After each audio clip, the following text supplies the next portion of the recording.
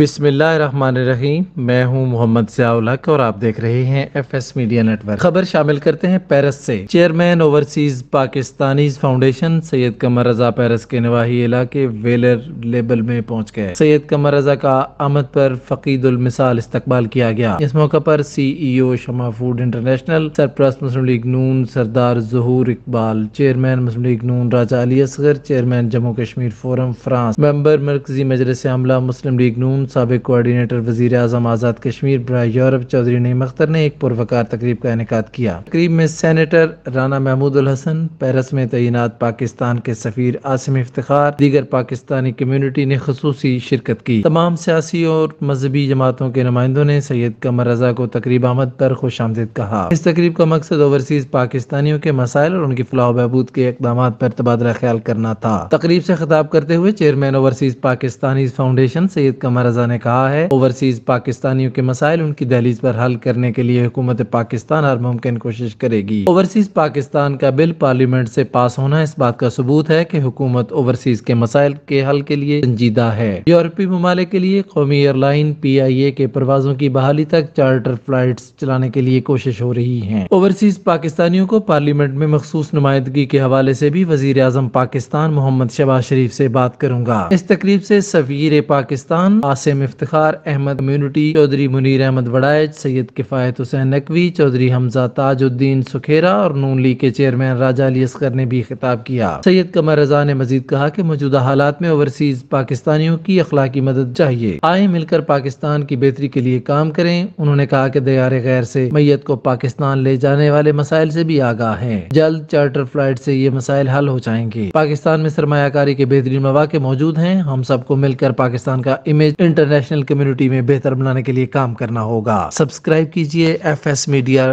Net work اور دیکھتے رہیے تازہ ترین تبصرے اور خبریں۔